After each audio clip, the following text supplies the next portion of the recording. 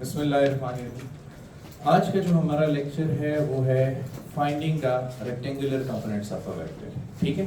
अच्छा, rectangular components में बड़े मज़े की बात है, यहाँ पे आप वेक्टर को रिजॉल्व करेंगे उसके रेक्टेंगुलर कंपोनेंट्स में, और अगले ही टॉपिक में आप रिवर्स प्रोसेस करोगे, वेक्टर से उसके रेक्टेंगुलर कंपोनेंट्स को और रेक्टेंगुलर कंपोनेंट से वापस वेक्टर को फाइंड कर लेना। इसमें आपको 4 वेरिएबल्स के 4 फार्मूले मिल जाते हैं जो आगे पूरे चैप्टर में आपकी हेल्प करते रहते हैं। Through out the text book भी आपकी हेल्प करेंगे इंशाल्लाह। तो पहला हमारा जो टास्क है वो है finding rectangular components of a vector.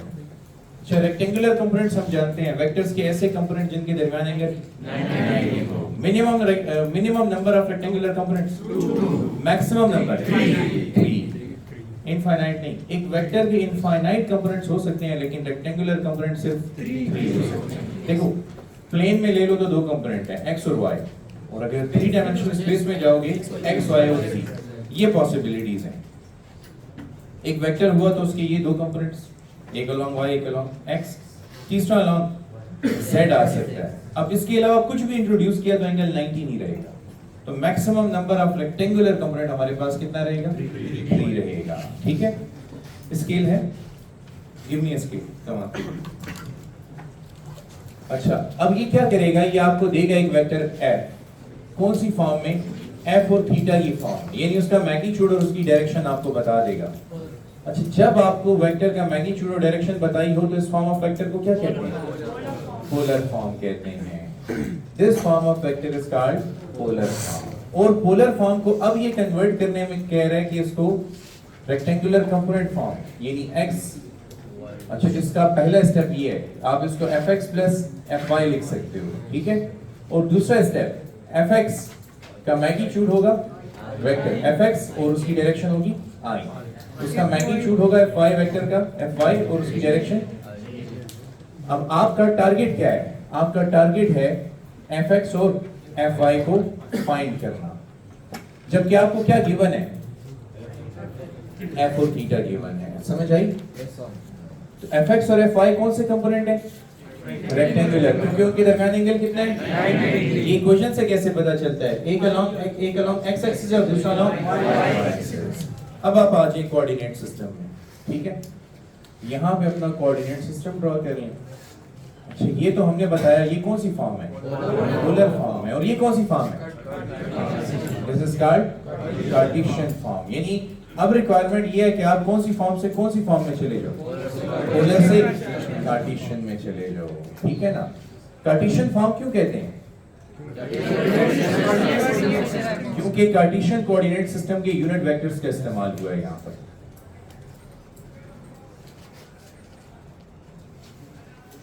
ये नहीं। अच्छा, पहले हमने क्या किया? हमने सबसे पहले एक्स वाई प्लेन ड्रॉ कर लिया, ये ओ एक्स ये ओ वाई। ठीक है। अब जो भी वेक्टर हमें गिवन है एफ और थीटा, उसका मैग्नीट्यूड और डायरेक्शन देखें किसी भी एंगल पे, ये हमें गिवन होगा कि वेक्टर का मैग्नीट्यूड कितने यूनिट्स है और वो कितने एंगल पर ड्रॉ करना है हमें। तो मैं एज एन एग्जांपल यहाँ पे एक वेक्टर ड्रॉ कर लेता हूँ। अब इसका मैग्नीट्यूड है F and theta is the angle made with positive x axis in anti-clockwise direction. ठीक है। ये हमारे पास हो गया f। अब हमने क्या करना है? फर्स्ट करो कि ये वेक्टर o से p तक ड्रॉ हुआ है, तो हमने इसके रेक्टेंगुलर कंपोनेंट्स फाइंड करने के लिए 2 परपेंडिकुलर ड्रॉ करने हैं। एक पॉइंट p से x एक्सिस पर और दूसरा पॉइंट b से y एक्सिस पर। तो एक परपेंडिकुलर यहाँ पे ड्रॉ करते हैं, इसको आप नाम दे दें q का। तो फिर आपके पास यहां पर OQ वेक्टर का कौन सा कंपोनेंट होगा? fx, the x component of the vector. ठीक है। इसी तरह आप एक परपेंडिकुलर ड्रॉप करें पॉइंट P से y एक्सिस पर एट q प्राइम। अब यहाँ पे एरो हेड लगाएं और इसको ऑब्जर्व करें, तो ये वेक्टर का कौन सा कंपोनेंट होगा? ये y कंपोनेंट होगा। अब बताओ fx और fy में कितना एंगल है? 90। तो फिर ये कौन से कंपोनेंट हुए? रेक्टेंगुलर कंपोनेंट हो गए। ठीक है। नाउ इसको इधर शिफ्ट कर दो, ये fy है, तो अब ऐसा करो कि हेड टू टेल रूल के मुताबिक इसको यहाँ पे शिफ्ट करो। तो place the tail of the fy on the head of fx, resultant transform tail of fx to head of fy। अब बताओ राइट एंगल ट्रायंगल बन गया। राइट एंगल ट्रायंगल की दो स्ट्रॉन्ग प्रॉपर्टीज हैं, पाइथागोरस थ्योरम और ट्रिग्नोमेट्रिक रेशियोज, ठीक है।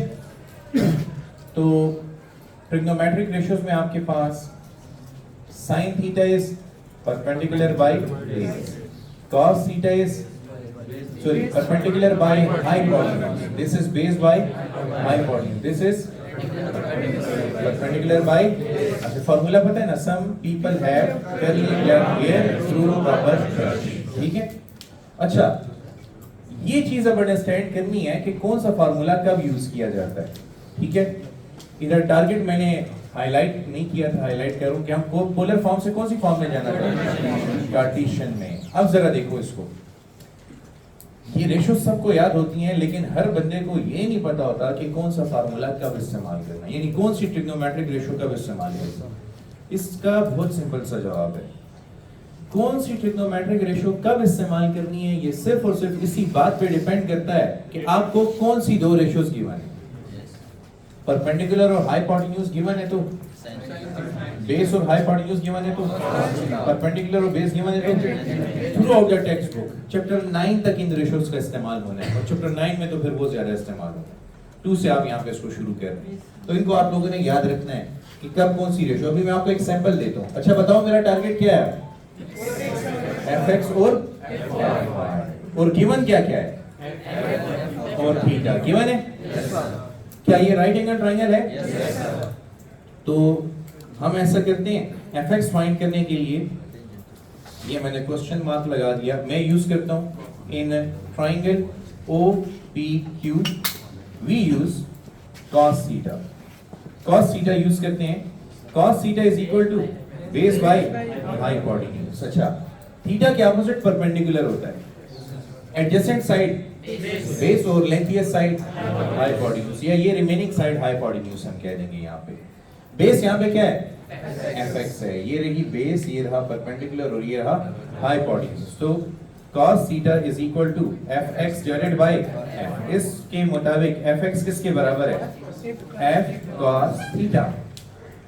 तो मिल गया हमें रिजल्ट, x कंपोनेंट मिल गया। बताओ fx रिक्वायर्ड था कि नहीं, ये दो नॉन वेरिएबल की टर्म्स से मिला है, f भी पता है और थीटा भी पता है। अच्छा अब एक चीज अंडरस्टैंड करो, सवाल ये है सर आपने साइन थीटा या टेंजेंट थीटा क्यों नहीं यूज किया। इसको सुने आप, अगर मैं साइन थीटा यूज करता तो यहाँ पे परपेंडिकुलर बेसिकली क्या है, fy है, और हाइपोटेन्यूज, तो क्या साइन थीटा का फार्मूला यूज हो सकता था, क्योंकि मैंने क्या फाइंड करना है, fy, तो इसमें fx है, तो फिर तो ये यूज ही नहीं हो सकता। अच्छा ये तो मैं यूज कर चुका हूँ, क्योंकि ये fx बाय f के बराबर था। अच्छा इस फार्मूले में fy बाय fx आ रहा है, लेकिन यहाँ पे सिर्फ एक वेरिएबल पता है और ये दोनों अननोन है। तो क्या ऐसी इक्वेशन का सॉल्यूशन पॉसिबल है जिसमें दो अननोन और एक नोन हो? नहीं। हाँ ऐसी इक्वेशन का सॉल्यूशन पॉसिबल है जिसमें दो नोन हो और एक अननोन हो, इसलिए आपने यहाँ पे cos थीटा लगाया है। समझ आई? अच्छा अब बताओ, जैसे आपने fx फाइंड करने के लिए इस ट्रायंगल में cos थीटा यूज किया है, fy फाइंड करने के लिए क्या यूज करना है? बिल्कुल, तो यहाँ पे लिख देते हैं कि हमें तो fy फाइंड करना था, तो इन triangle OPQ use sin theta. So sin theta is equal to perpendicular by hypotenuse. Sin theta perpendicular fy and the hypotenuse is f. So you get fy is equal to f sin theta. समझ आ गई? ये आपके पास हो गई fy की value. Is it clear? अच्छा आपका target क्या था? fy फाइंड करना और fx फाइंड करना। तो हमारे यही टारगेट थे कि अगर f और थीटा गिवन हो तो fx और fy फाइंड करने होंगे। मिल गए? याद रहेगा? ओके अब इसके ऊपर एक न्यूमेरिकल करो, ठीक है। इधर देखो, क्या आपको पता है sin 45 किसके बराबर है? नहीं, sin 45 और cos 45 0.707 के बराबर है। इस नॉलेज की आपको जरूरत पड़ेगी अपकमिंग एमसीक्यू के लिए, न्यूमेरिकल के लिए। अच्छा अब आपको क्वेश्चन में ये कहेगा This is numerical problem number, let's say 1. NP stands for no problem. समझ आई? A numerical problem is never a problem. It's always very easy in physics. F is equal to F theta. ये form हमें दी जाती है. तो अब देखो ये usually किस तरह दी जाएगी? आपको कहेगा वेक्टर का मैग्नीट्यूड है 100 न्यूटन और उसका एंगल है 45. तो बताओ इसका मैग्नीट्यूड कितना हुआ? 100 न्यूटन और उसका एंगल कितना हुआ? 45. तो कौन सी फॉर्म में गिवन था? पोलर फॉर्म में गिवन था. तो हमने वहां से मैग्नीट्यूड भी निकाल लिया और डायरेक्शन यानी थीटा भी निकाल लिया. अब फाइंड क्या करना है? fx और fy, उसके rectangular components. fx f cos theta. बताओ f क्या है? 100 न्यूटन है और cos 45 which is 0.707. तो इसको मल्टीप्लाई करो तो 70.7 न्यूटन आएगा. इसी तरह f sin theta which is equal to 100 Newton multiply with sin 45. तो it is 100 multiply with 0.707 which is equal to 70.7 Newton. तो अब बताओ वो कौन सा एंगल है जिसपे वेक्टर के x और y कंपोनेंट्स का मैग्नीट्यूड सेम होता है? ये मैंने पहले पढ़ा है, ये मैंने पढ़ाया और आप भूल गए. ये कौन सा प्रोसेस पढ़ रहे हैं? Resolution of a vector. और हमने एडिशन ऑफ वेक्टर पढ़ा है. अब याद करो एडिशन में जब मैंने आपको ये वाला क्वेश्चन दिया था, ये एमसीक्यू दिया था मैंने आपको कि if magnitude of vector A is equal to magnitude of vector B and vector A is perpendicular to vector B, then resultant का एंगल बताना था. याद है कुछ? रिजल्टेंट का एंगल बताना था. तो मैंने आपको ट्रिक ये बताई थी कि ऐसा करो कि पहले आप एक स्क्वायर ड्रॉ करो. ठीक है? एक स्क्वायर में फिर आप 4 स्क्वायर्स और बना दो. अब स्क्वायर की दोनों साइड्स की लेंथ तो सेम होती है ना, या चारों साइड्स की. तो एक को वेक्टर ए बना दो. 90 के एंगल पर कौन होगा? Vector B. क्योंकि क्वेश्चन में क्या गिवन है? दोनों में कितना एंगल है? 90. तो दोनों में 90 के एंगल है. नाउ रिजल्टेंट फाइंड करने के लिए place the tail of the B on the head of A. तो ये आपके पास B. Resultant runs from tail of the first to the. अब बताओ यहाँ पे टोटल एंगल कितना था? 90. और रिजल्टेंट ने उसको कितने एंगल पर कट किया? तो ये बात अब मैंने दोबारा यहाँ पे करवाई है ना कि रिजल्टेंट का एंगल कितना है? 45. उसका मैग्नीट्यूड कितना है? 100. तो उसके x और y कंपोनेंट्स के मैग्नीट्यूड सेम होंगे. तो अब आप समझो ये fx है, ये fy और ये f है. रिवर्स प्रोसेस आ गया. समझ आई? ओके. अच्छा अब चलते हैं आगे और आपको करवाता हूँ द रिवर्स प्रोसेस. अच्छा इसके ऊपर जो है ना एक असाइनमेंट है, एक एग्जांपल है और आई थिंक 2 न्यूमेरिकल प्रॉब्लम्स हैं जिनमें एग्जैक्टली यही बात की गई है कि अगर ये वेक्टर का मैग्नीट्यूड है, ये उसका एंगल है, तो उसके x और y कंपोनेंट बता दो. बता सकोगे? yes, मुश्किल है? no, नेक्स्ट क्वेश्चन की तरफ चलते हैं. अभी था finding rectangular components of a vector. अब क्या करोगे? हाँ, finding vector from its rectangular components. तो फाइंडिंग रिजल्टेंट, वो वेक्टर तो रिजल्टेंट होगा इसलिए मैंने रिजल्टेंट लिख दिया. From its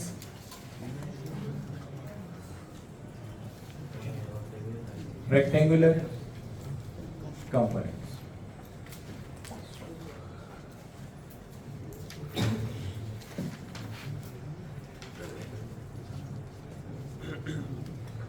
again the same old story लाओ. अच्छा चैप्टर 2 में स्केल का बहुत इस्तेमाल करें. अच्छा स्केल के बगैर काम ना करें. Again Cartesian coordinate system draw कर लें अपने लिए पहले से एक्स वाई प्लेन में.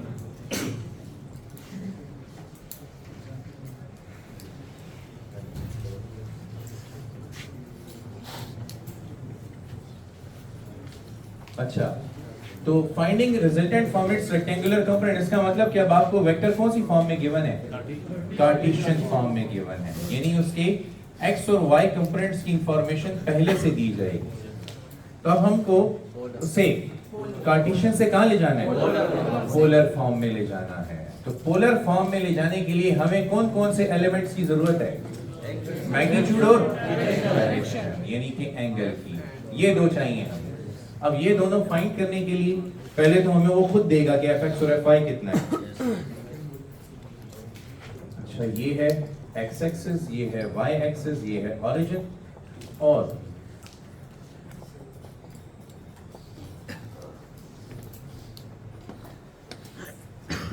ये रहा fx।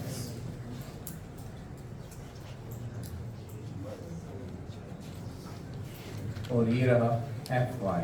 ठीक है, अब बताओ fx और fy में कितना एंगल है?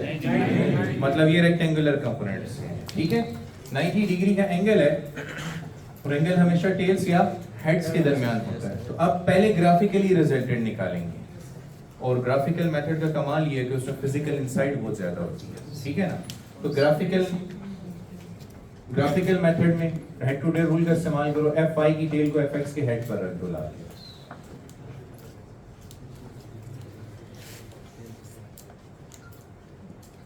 तो ये हो गया fy। Now resultant runs from tail of the first to the head of the last. तो ये हमने स्केल के मुताबिक फाइंड कर लिया रिजल्टेंट।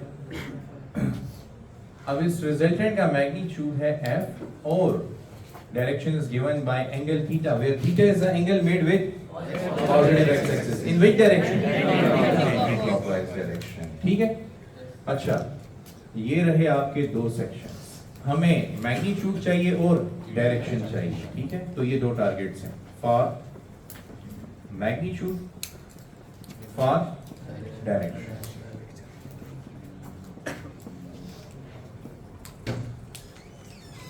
अच्छा, ये बताओ कि ये कौन सा ट्राइंगल है? राइट एंगल ट्राइंगल है, तो पाइथागोरस थ्योरम वैलिड है? तो बताओ मैग्नीट्यूड के लिए क्या यूज करूं? क्योंकि hypotenuse magnitude of the vector को रिप्रेजेंट कर रहा है, तो पाइथागोरस थ्योरम यूज करें। According to Pythagoras theorem, hypotenuse square is equal to less perpendicular. तो hypotenuse is equal to square root base square plus perpendicular square. So hypotenuse is equal to fx square plus fy square. समझ आ गई बात? और ये hypotenuse खुद क्या है? Replace कर, ये रिजल्टेंट है। तो रिजल्टेंट का मैग्नीट्यूड मिल गया कि नहीं? अब बताओ, ये हमने बहुत दफा किया हुआ कि नहीं? मैंने आप लोगों को जिस दिन यूनिट वेक्टर और स्पेशल वेक्टर्स पढ़ाए थे, उस दिन से मैंने आप लोगों को ये प्रैक्टिस देना शुरू की थी। एक टाइम आएगा आप रिजल्टेंट का मैग्नीट्यूड बगैर बताए भी कैलकुलेट कर पाएंगे। Let's say this is equation number 1 for magnitude. अच्छा, डायरेक्शन के लिए क्या करोगे? इधर देखो, साइन थीटा हम यूज कर चुके हैं, कॉस थीटा यूज कर चुके हैं, टेंजेंट थीटा रहता है। लेकिन टेंजेंट थीटा रहता है इसलिए हम उसको नहीं यूज कर रहे। हम जब भी कोई फार्मूला यूज करते हैं तो वजह होती है, और वजह क्या होती है कि दो वेरिएबल नोन हो और एक। इधर देखो, इधर fx और fy पता है ना? इसीलिए f मिल गया। अब देखो इधर भी fx और fy पता है कि नहीं? इसीलिए थीटा भी मिलेगा। अच्छा, यहाँ पे fx पता है लेकिन f नहीं पता, fy पता है लेकिन f, इसलिए दोनों यूज।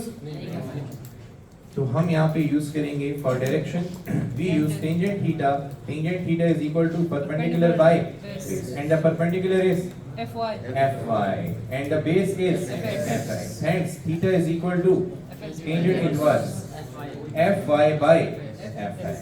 कुछ समझ आई? सर जी बेटा। अगर उस इक्वेशन 1 से f की वैल्यू फाइंड करें तो cos थीटा और sin थीटा भी अप्लाई कर सकते हैं। हाँ बिल्कुल, अगर आपको f मिल जाता है इक्वेशन नंबर 1 से, फिर आप आजाद हैं, आप ये भी यूज करें, ये भी यूज करें, लेकिन शॉर्टकट तो यही है, आसान यही है। ठीक है, यहाँ तक क्लियर? चलें, इसकी पिक्चर ले लें आप लोग। जी पूछें।